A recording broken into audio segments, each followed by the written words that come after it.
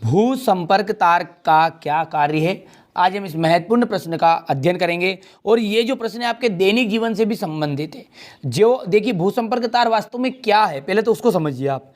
ठीक है, आपने देखा होगा कि जो ठीक है आपके घरों में लाइट फिटिंग होती है ना, जैसे ये आपका बोर्ड है, ठीक है, और ये आपका खंबा है। यहाँ पर खंबे के ऊपर से कितनी तार लेकर आते हैं हम, एक तो लाइट का लाते हैं और एक अर्थिंग वाला लाते हैं, दो तारों को लेकर आते हैं। लेकिन आप देखना कोई भी जो लाइट फिटिंग करने वाला उस्ताद रहेगा ना, वो आपके घरों में 3 तार लगाएगा। ध्यान दीजिए, एक तो लाल, मतलब कलर कोई सा भी हो सकता है, लाल मतलब एक तो उस लाल को अधिकतर जाना जाता है लाइट के नाम से, जिसे हम कहते हैं फेस का तार। दूसरा रहता है काला तार, ठीक है, कलर कोई से भी हो सकते हैं, मैं फिर बता रहा हूँ आपको, पर 2 तरह के तार अपन लगाते हैं।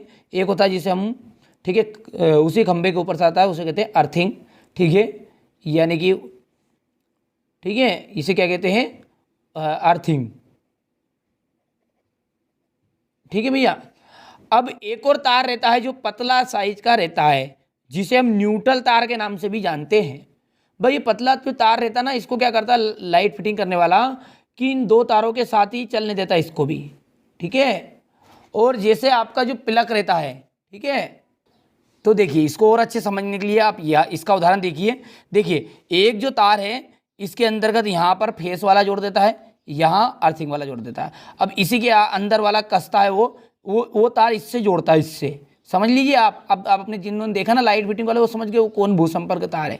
तो ये जो तार है इसको जोड़कर फिर इसमें जोड़ देता है, और इसके द्वारा जो आपकी लाइट फिटिंग होती है ना, उसमें जो तीसरा तार होता है उसको जो बाहर निकालता है। तो 2 तार तो आपके खंबे की तरफ चले गए, यानी कि जो आपके घर में मेन स्विच है वहाँ पर आ गए।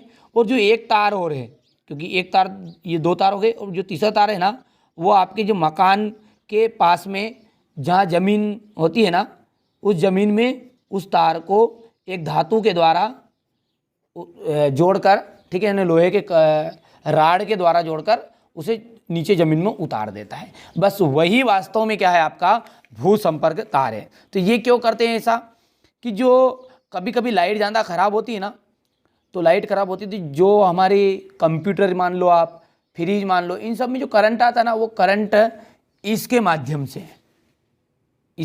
से वो कहाँ पहुँच जाता है, ज़मीन में पहुँच जाता है। क्योंकि इसका जो सिरा कहाँ जुड़ा है, ज़मीन में जुड़ा है, तो वो ज़मीन में उतर जाता है, ठीक है। इस कारण से जो दुर्घटना होती है उससे बच जाते हैं। और हमारा सामान भी, जो हमारा कंप्यूटर मान लो आप, फ्रिज मान लो, टीवी मान लो, ये सब जलने से बच जाते हैं।